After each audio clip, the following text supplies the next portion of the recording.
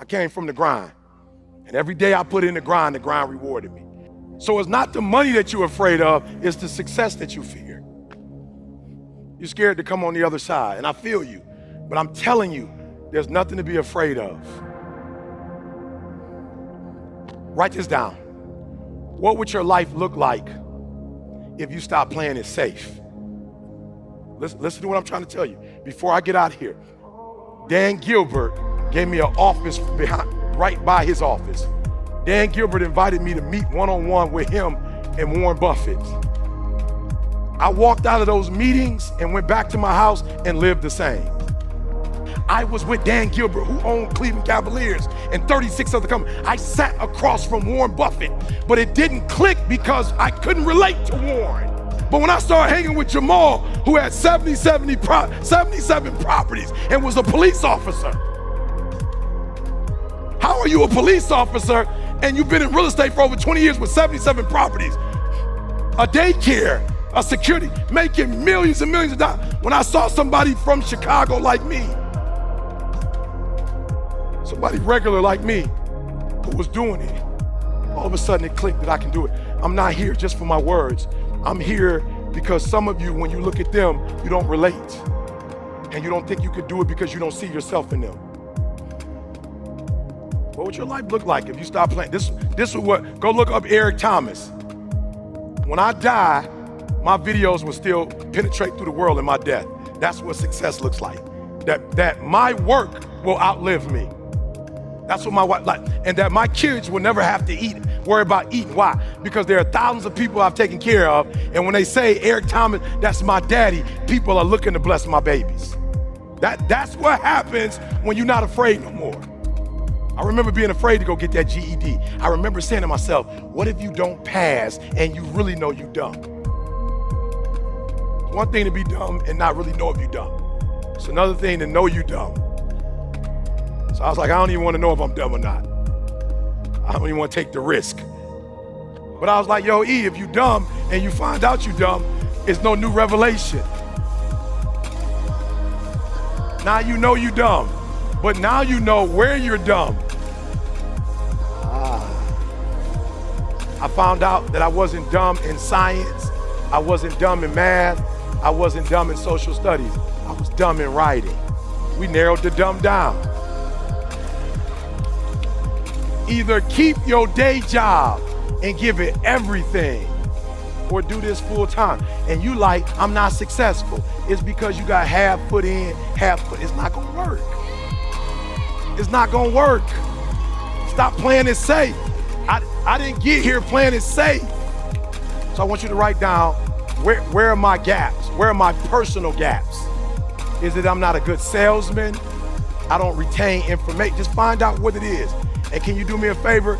This is gonna hurt some of y'all. The thing that changed my life forever is when I went to the people who were successful and said, help. I used to be embarrassed, like I don't want the teacher to know. I remember being in college, I flunked basic English like 3 times. I remember being in class, not wanting to tell the teacher I was dumb as if she didn't read my papers. You know what I'm saying? Like it wasn't no mystery to her. This boy can't write. But you know the day that I began to write and I now have 9 books under my belt? You know the day, watch, I'm gonna show y'all something. This is gonna blow your mind. The day everything changed for me was I went to her office hours and said, Ms. Smith, how you doing? I'm Dr. Smith, I'm sorry. I'm Eric Thomas, how you doing? I'm not doing so good. I'm struggling in writing, and when I was in elementary school, middle school, I had some trauma that happened in my life. My father wasn't in my life. I made some bad decisions. I started running away from home at 13, in and out of school, and I never really got the fundamentals of writing. And I want to stop running.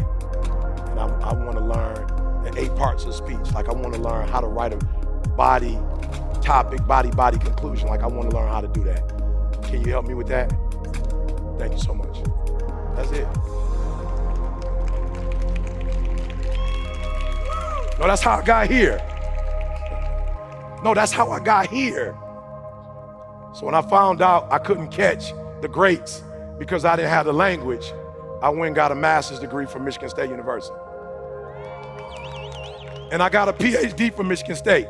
And look, I'm not mad at nobody, but none of my degrees are hanging. Why? Because I didn't go to school to get a degree. I went to school to get the language. And I would sit there and listen to those professors. And I would watch how they would use the English language. And I still say ambulance when I'm with my cousins. I still say library around my grandma. She don't know what the library is. But when I do corporate, I can code shift. I can code switch now. I got a little bit of vocabulary here, a little there. Just get the help. And when I got the help, I went from nobody knowing who I was to #1 in the world. Without 2 parents, without a network, without being with a crew. Like, don't nobody know Eric Thomas? It ain't no circle that you like, E.T. in that circle. Where did I come from? I came from the grind. Every excuse you ever had is gone now. I told you my mama got pregnant for real at 17 years old. And I ain't started talking to my daddy when I was 30. And I grew up with my grandma, my uncles and aunts, and I just thought he was a friend of the family. I got siblings from my father that I would see. I didn't know who they were. I lived in abandoned buildings and ate out of trash cans. I'm a high school dropout that got a GED. Are you hearing what I'm saying? I'm telling you that you can break away from poverty. That was your mama's life. That was your daddy's life. That life was for your grandma. She didn't have a choice. You got a choice now. There are options now in 2020. Listen to me. Going to 2020, there are options now. So here's what I want you to do. In my last 8 minutes, here's what I want you to do. Like, for real, write what's keeping you from living this life. Write it down. Don't play. You don't even know, but write down as much as you can think of. It's like an onion. There's so many layers to pull. I want you to write that one down for me. Second of all, I want you to write down, what do you have to lose? Look, I sold a product online for $1,000. People had the nerve to call me and ask, can they get a refund if it don't work out?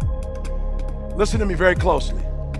I'm like, bruh, why are you scared of $1,000? You spent $1,500 on a Louis and you never asked them those questions. You got a Louis, you never asked, can I trust Louis Vuitton? Am I gonna get a return on my investment? You know you're not. I came from the grind. And every day I put in the grind rewarded me. So don't you ever think for 1 second that if you put in the work, you're not gonna get the reward. You're gonna put it in, but you gotta do me a favor. When I come out here and look at this crowd, Eric didn't get this crowd in 5 years. He's been doing this for 30 years. 30 years is what it takes to get this. And you looking to get this in 5 months, and it don't work like that. So listen to me very closely. I love you. I just came to be an example to show you that you can get it done. That anything is possible. I'm just a living example that anything is possible. If you put your mind to it, you can do whatever you want. You can have whatever you want. You can be whatever you want. You can write your own narrative. You can die on your terms.